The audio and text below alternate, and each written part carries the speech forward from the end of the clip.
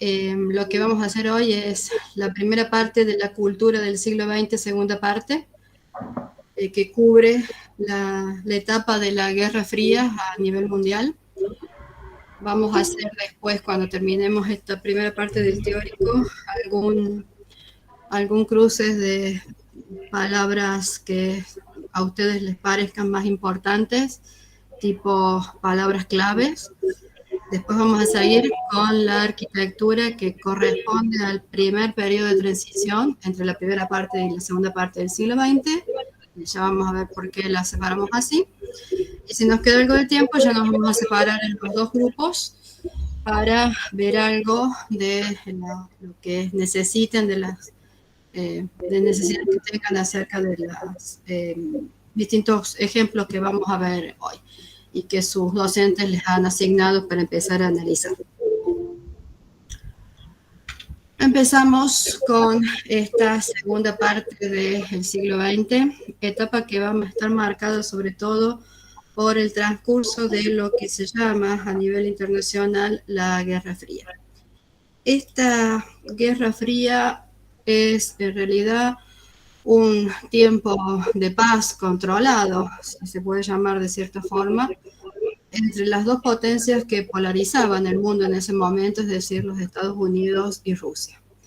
En esas décadas que van entre el fin de la Segunda Guerra Mundial, en 1945, que incluso hay algunos, el episodio final va a transcurrir algunos años después, perdón, 49, primero para Europa y después para el frente en Pearl Harbor, en el área del Pacífico, y finalmente también una forma distinta de entender las ideologías que se va a imponer a nivel mundial y que va a obligar a los países a aliarse de alguna forma, sea económica, políticamente, diplomáticamente, a cualquiera de los dos bloques mayoritarios. Esta segunda parte del siglo XX, que se inicia finalizada la Segunda Guerra Mundial, termina quizás con la caída del muro de Berlín. Sin embargo, tiene un intermedio, que es ese traspaso entre lo que venimos desarrollando como modernidad, que hemos empezado casi al inicio de la Primera Guerra Mundial, y que se la da por terminada hacia 1970, y al final vamos a ver por qué.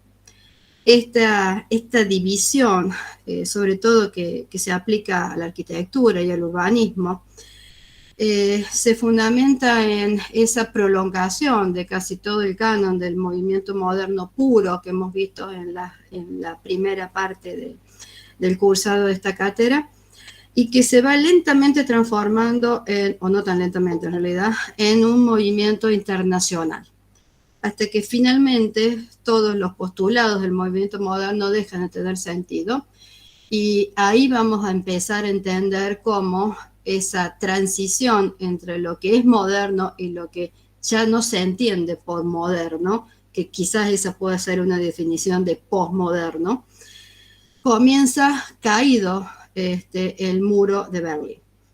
Esa es una de las fechas que se pueden establecer. La otra es uno de los grandes avances que tiene la informática en ese momento. Una vez que la informática se hace más internacional y permite una inclusión masiva de usuarios, también va a marcar a nivel de hecho histórico una transición importante. Nos va a quedar a nosotros entonces en la última etapa, en nuestra última unidad de contenidos, lo que sucede después de la caída del muro de Berlín hasta nuestros días. ¿Cuál es el territorio que vamos a empezar o vamos a seguir en realidad teniendo en cuenta, sobre el cual se diseñan los ejemplos de arquitectura que vamos a ver y sobre el cual se planifican las ciudades? Algunas en esta etapa como continuidad de los ya existentes, otras como reconstrucción, sobre todo en el área de Europa, después de ambas guerras mundiales.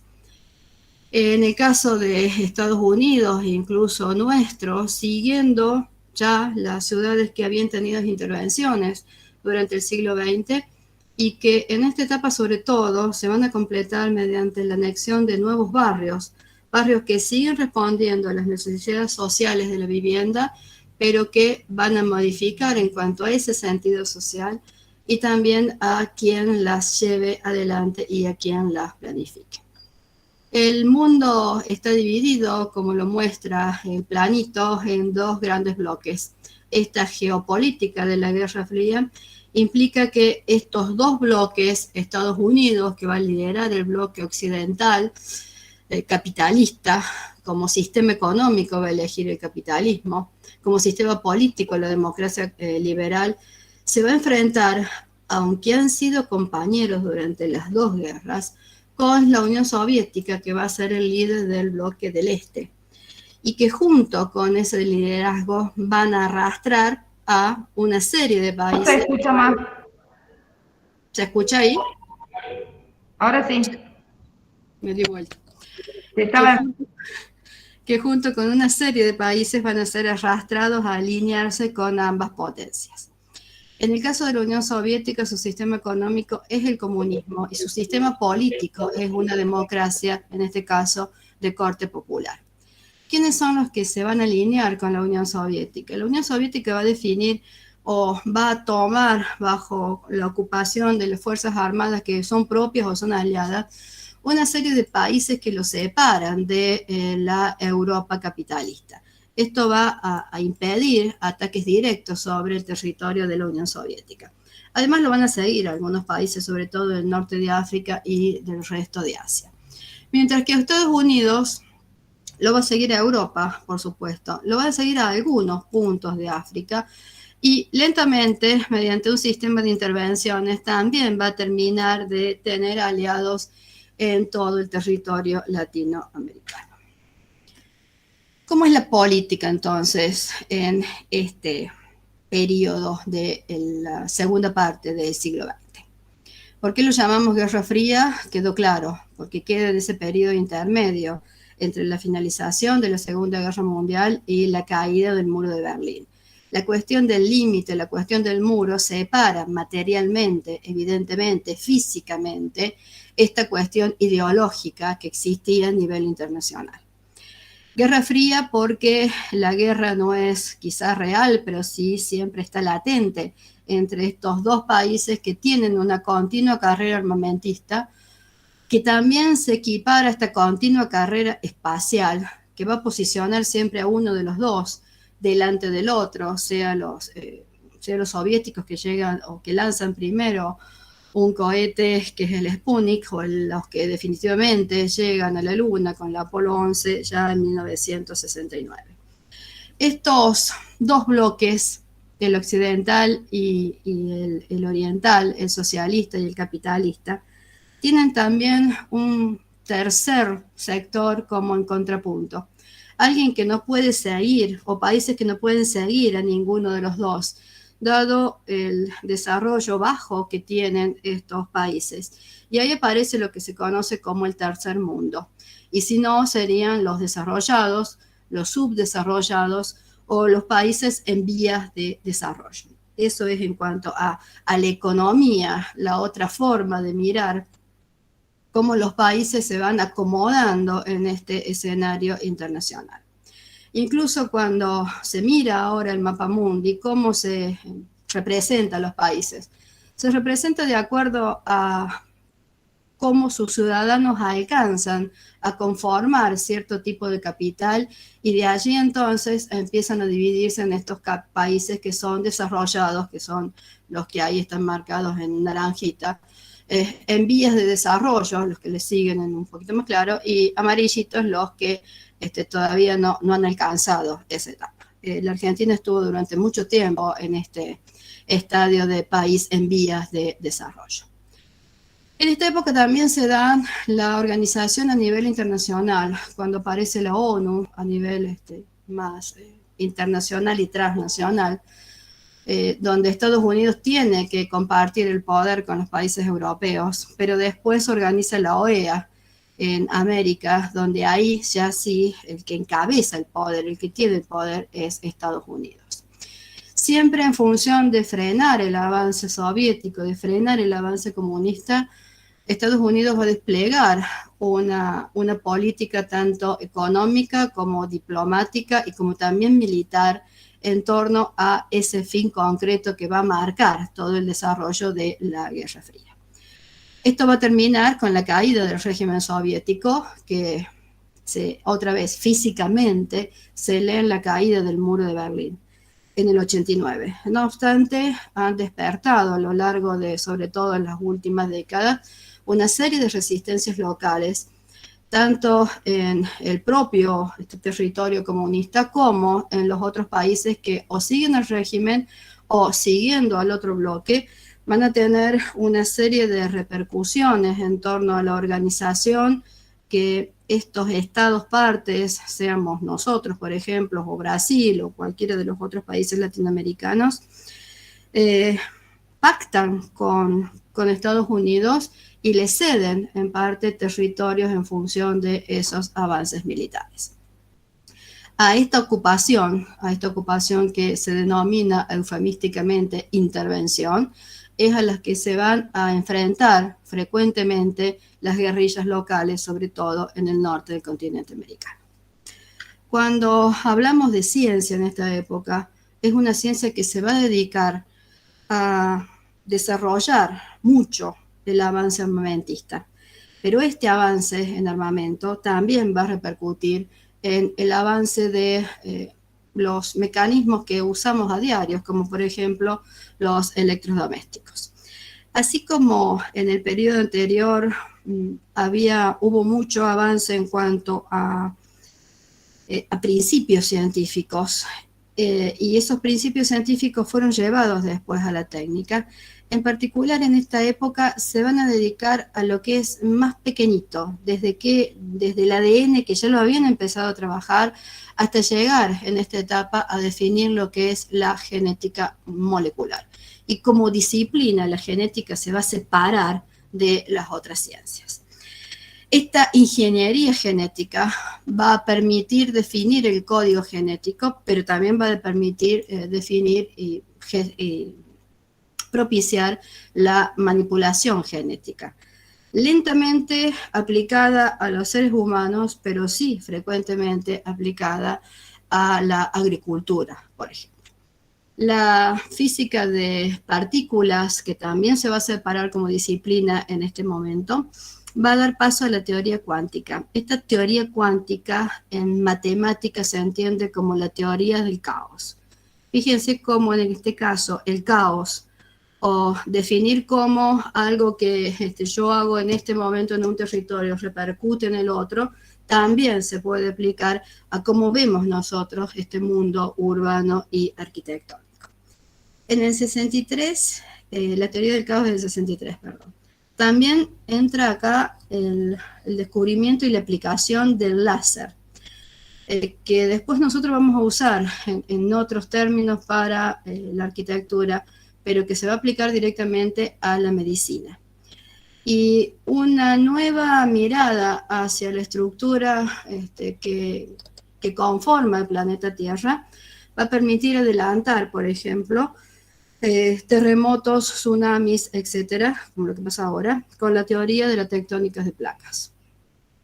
En química, que es donde más avance hay, la aplicación de los descubrimientos del átomos aplicados después a las armas nucleares va a generar una serie de nuevos elementos químicos. Se agregan 17 elementos nuevos a esa tabla periódica.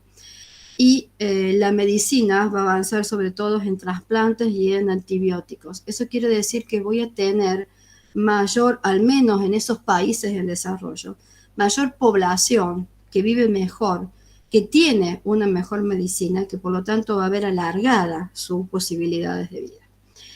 En cuanto a la microelectrónica, acá va a empezar el desarrollo de la era de la computación, con eso primero que conocemos como esto que tengo acá, que es el circuito integrado. Ese circuito integrado casi pequeñito, que después va a ser fácilmente manipulable a grandes escalas, nos va a permitir tener ordenadores personales, que en esas épocas eran raros todavía, pero sobre todo va a generar la posibilidad de la apertura de las primeras redes en Internet. Todavía no era público, todavía no tenía un acceso, digamos, individual, pero sí estaba en las primeras etapas, algo que ahora nos permite, por ejemplo, estar en clases. Este desarrollo de la ciencia, que como ven genera también una multiplicidad de nuevas disciplinas, está asociado casi siempre a las ciencias duras. Y el método que se aplicaba a las ciencias duras, ese método científico que a ustedes les han enseñado, no era tan fácil de aplicar a las ciencias blandas. En la segunda parte del siglo XX es donde se va a notar la necesidad de que estas ciencias blandas, sobre todo la sociología y la filosofía, tengan una base de estadísticas, puedan ser medibles, cuantificables, iguales que las ciencias duras. Por eso la ciencia y la tecnología va a abarcar, además, va a implicar ahora la participación de estas ciencias sociales. Y por eso en nuestras facultades, nosotros, por ejemplo, tenemos secretarías de ciencia y tecnología, pero que, aunque no en su nombre, implican también el desarrollo de las ciencias sociales. La ciencia en sí, y sobre todo en esta época, no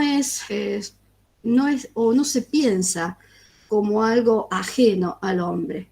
El futuro ya no está tan lejos.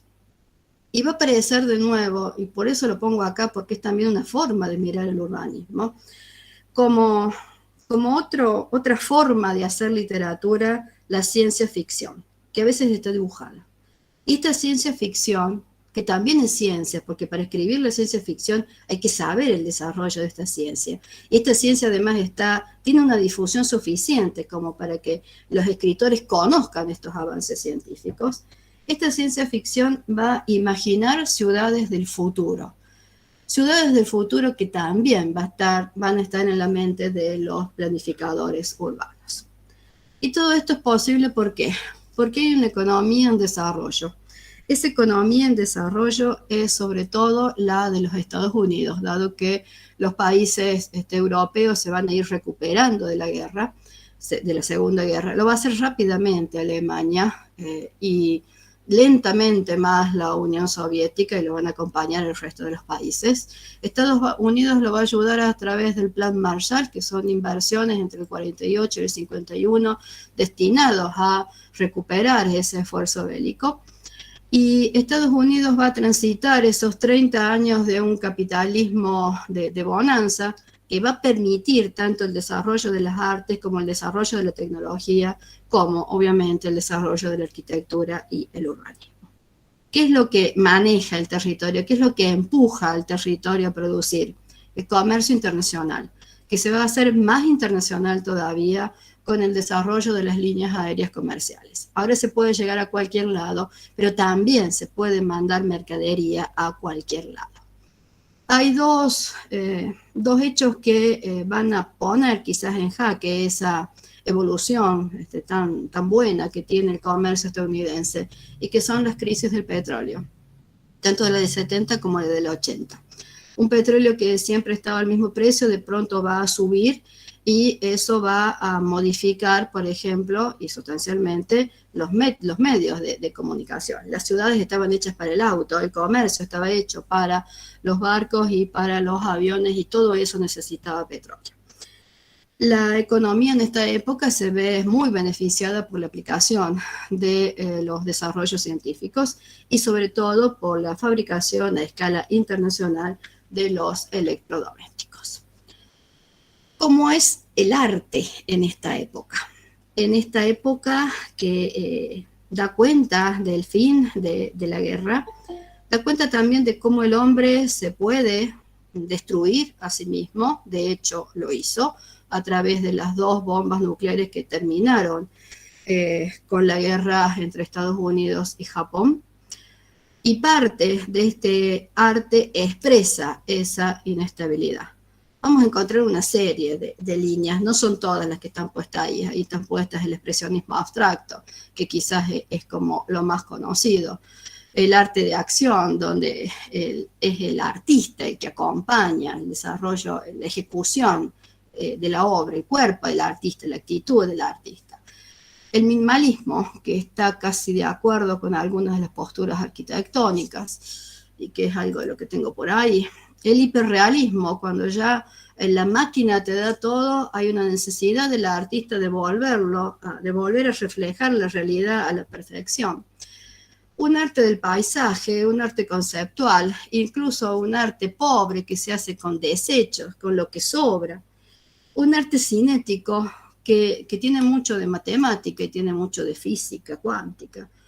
Un arte que es urbano y que va a reflejar todas esas marginalidades urbanas que vamos a ir viendo en las periferias de las ciudades en esta época, en eso que también eufemísticamente llamamos Villa Miseria. Este arte es un arte que no necesariamente hay que entenderlo, es más, no es necesario entenderlo. Hay una cuestión de forma, el significado, dicen los críticos de esta época, no es lo que importa. Lo que importa es el impacto que produce, lo que importa es el manejo del color, lo que importa son las relaciones que establece el artista con su obra, no necesariamente con el público que la va a ver o la va a adquirir.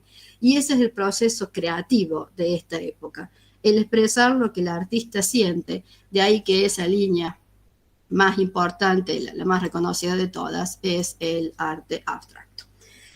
Y es un arte que incluye los posicionamientos sociales de estos artistas, que mira cómo es la sociedad de esta época, cómo sufre la sociedad de esta época y cómo sufre la división en este mundo, entre ese mundo desarrollado y ese mundo subdesarrollado, más allá de esa otra división entre este y oeste.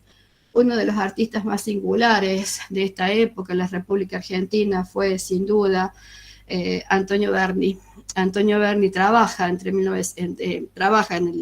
justo en el periodo intermedio, muere en 1981, y uno de los personajes que Berni crea para expresar esa periferia, ese espacio marginado de las ciudades es Juanito Laguna.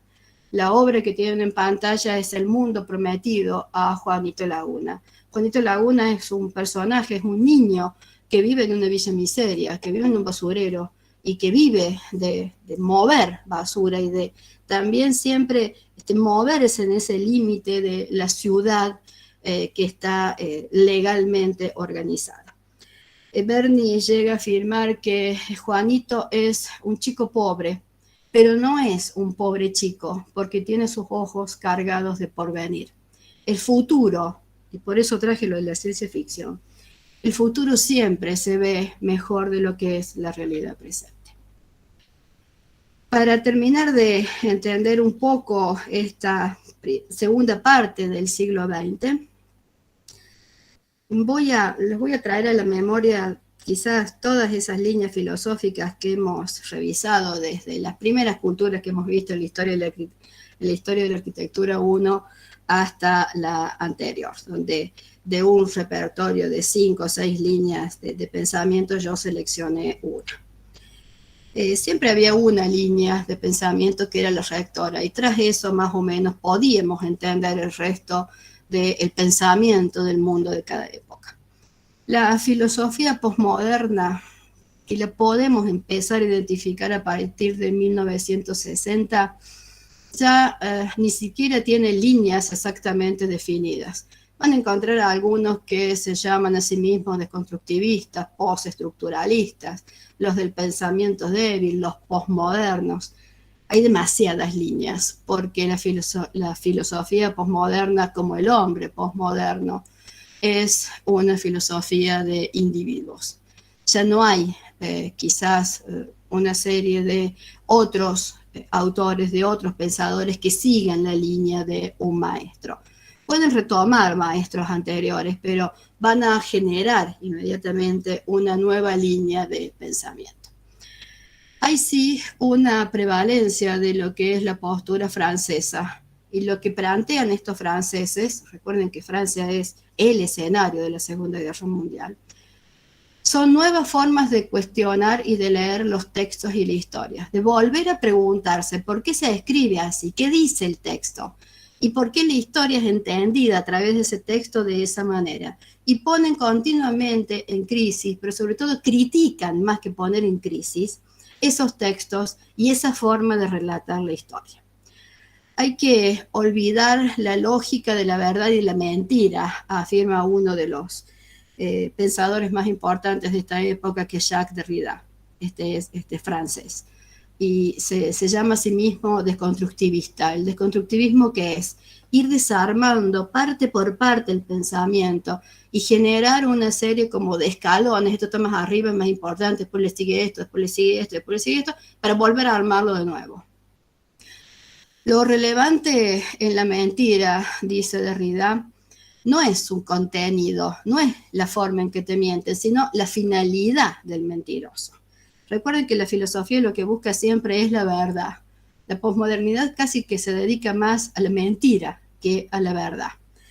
Y si me preguntan en qué creo, dice finalmente Derrida, no creo en nada. El hombre, siguiendo a otro pensador que es Deleuze, se considera postestructuralista. El estructuralismo como que lo había armado todo de nuevo, tenía cierta estructura, y lo que hace Deleuze es destrozar esa estructura y genera lo que después conocemos como rizomas. Siempre hay un pensamiento que estira una raíz y se relaciona con otro, y con otro, y con otro, y con otra, y obviamente no termina nunca. Pero sobre todo lo que plantea Deleuze es la diferencia. No hay nada igual a sí mismo, no hay nada igual a nada, dice él. Siempre va a existir una diferencia. Y como no hay nada igual a nada, no puede haber una línea de filosofía igual a la otra. Tampoco puede haber una línea de arquitectura igual a la otra. El hombre, dice, ya no tiene más necesidad de Dios. Ha reemplazado a Dios por el humanismo, de nuevo, ese humanismo que teníamos en el Renacimiento, solo que ahora el hombre no es un ser que maneja el mundo, maneja todo el conocimiento del mundo. El hombre ya no maneja nada. Y por eso, dice también Deleuze, lo que cambió el hombre es ese ideal perfecto y moral por algo que ya en realidad no existe. Otro de los, y ahí después tienen una lista de los más importantes, tanto en Francia como en Estados Unidos, como en Italia y Alemania. Otro de los pensadores importantes, en este caso Bátimo, es italiano, y es uno de los pensadores que lo vamos a volver a recuperar en la última parte del tiempo actual. Bátimo afirma en torno a esta cuestión del tiempo, que también plantean esta diferencia de para el pensamiento posmoderno, los importantes no son los hechos, sino sus interpretaciones. Una de estas líneas del arte manejaba también la cuestión del hecho. Lo que importaba no era el significado de la obra artística, sino el hecho de hacer el arte. Así llegaban, por ejemplo, a estas formas de generar arte a través de la acción. Sin embargo, al final ya del siglo XX, lo que Bátimo va a proponer es que los hechos tampoco son importantes, sino cómo se entienden después críticamente esos hechos. Y en torno a ese pensamiento postmoderno, quizás lo que más nos sirva a nosotros es este otro francés que tengo acá abajo, que es Lyotard. Él escribe la condición postmoderna, y de esa condición postmoderna casi se saca todo lo que es la teoría, o al menos no teoría, porque no está conformada. Nadie sabe dónde termina la modernidad, nadie sabe dónde comienza la posmodernidad, les va a decir la bibliografía. En ese texto, Lyotard habla acerca de lo que él entiende por la condición postmoderna. Fíjense que no le pone la posmodernidad, le pone la condición. Quizás alrededor de esto se pueda generar algo que se llama posmodernidad. ¿Y qué se entiende por posmodernidad? Algo que viene después de los modernos. Primero fue lo moderno, ahora viene lo que pasa después. Ya hacia finales del siglo XX la posmodernidad va a ser llamada sobremodernidad, alta modernidad, va a tener una serie de otros nombres porque todavía no alcanzan a definir e interpretar exactamente qué es lo que pasa después de lo que otro va a llamar la muerte de la modernidad. Lyotard afirma, a pesar de la nostalgia, ni el marxismo ni el liberalismo, las dos potencias que dividieron el mundo en esta época, pueden explicar la actual sociedad posmoderna. Debemos acostumbrarnos a pensar sin moldes ni criterios. Eso es el posmodernismo. Lo que nosotros vamos a ver en arquitectura hoy es todavía una arquitectura que sigue los moldes, los criterios de la arquitectura moderna, en pro o en contra. Después de ahí no vamos a tener ninguna referencia, no vamos a tener ni moldes ni criterios para seguir analizando la arquitectura que va a ser construida después de los años 90. Una de las figuras más representativas de la Argentina en esa época y lo que les marca también a través de cómo piensa una nena de 8 años es Mafalda de Quino, que si se fijan en las fechas del 64 al 73, Mafalda vive y piensa en este mundo de la Guerra Fría. Repasemos rápidamente los dos territorios que a nosotros nos interesan, Europa y América. Una Europa que en esta segunda parte del siglo XX va a iniciar su proceso de reconstrucción política a partir de diferentes organizaciones, como en el 45 la Organización de las Naciones Unidas, después la OEA, que esta es netamente americana, el Consejo de Europa, que después va a ser la Unión Europea, un tratado militar, el del Atlántico Norte, acaba de estar con Estados Unidos, una comunidad económica europea. Y también va a aparecer, recién en el 61, un movimiento de países que no son ni occidentales ni orientales y se van a reconocer a sí mismos como los países no alineados. En cualquiera de las naciones, de los territorios nacionales que ya hemos revisado en la etapa anterior, que estaban del mismo bando, los que tengo en pantalla son en este caso, Francia, Reino Unido y Rusia, van a ser potencias vencedoras de alemanes, italianos y japoneses eventualmente. Estas potencias vencedoras van a ocupar el territorio alemán y también durante una etapa el territorio austríaco, lo van a dividir en 4 y van a ocupar una cuarta parte cada una.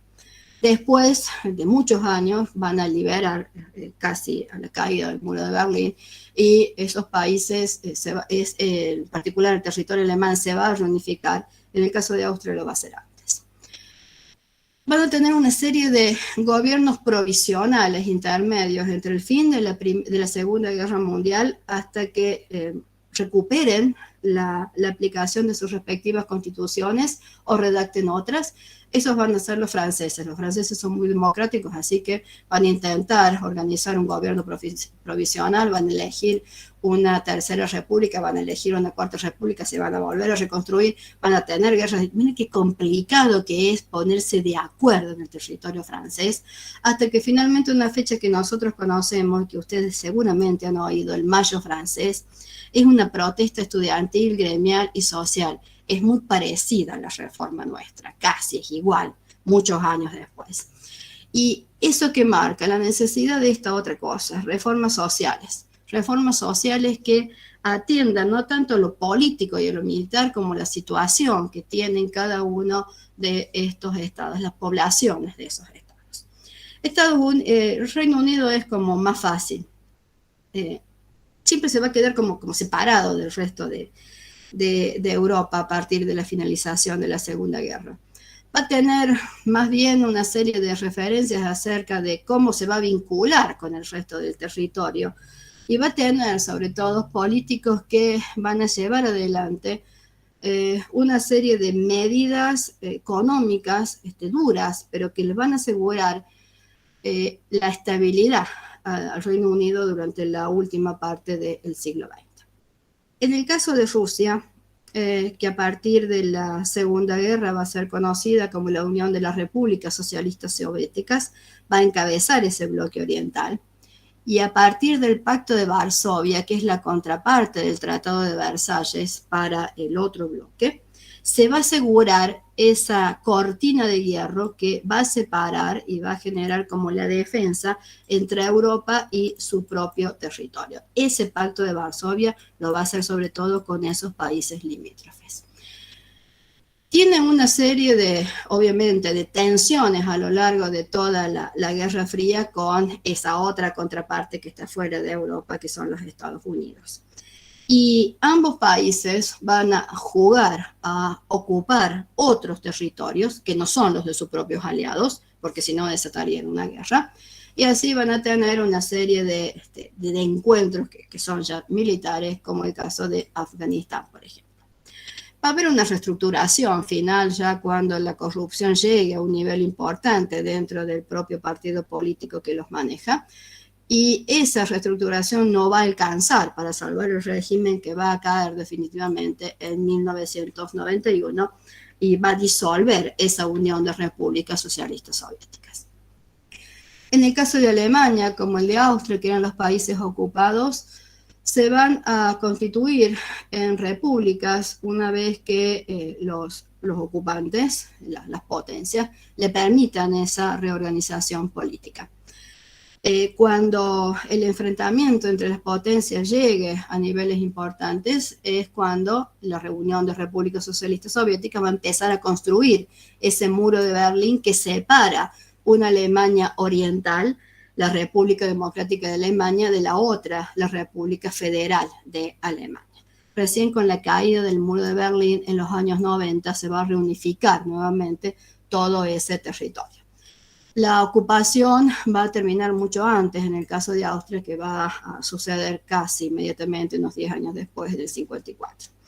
El caso de Finlandia, y lo comento por el caso de Aalto, que es un arquitecto que hemos visto varias y lo vamos a seguir viendo, es un territorio que está como al medio, aunque está al norte, es esto, entre Rusia, que la tengo acá, y Europa. Y que siempre va a servir de paso entre esos dos sectores. Y por eso Finlandia siempre tiene que pactar y va a estar de un lado o del otro durante los procesos bélicos, que son todos los que tengo acá, hasta que perdiendo territorios y tratando de permanecer neutral para no caer dentro del sistema soviético, va a mantener una neutralidad, y es de lo poco que hace, lo poco que lo puede hacer dentro del territorio cercano a Europa durante la Guerra Fría. Italia va a perder la monarquía, va a intentar una forma republicana, pero va a caer en una crisis social importante que va a llevar a un terrorismo de la mano de las Brigadas Rojas. Y en el caso de España, se va a mantener la dictadura de Franco, y recién en el 75, con la muerte de Franco, a través de un pacto político que va a asegurar la gobernabilidad de la península, van a llamar a elecciones generales a partir de 1970.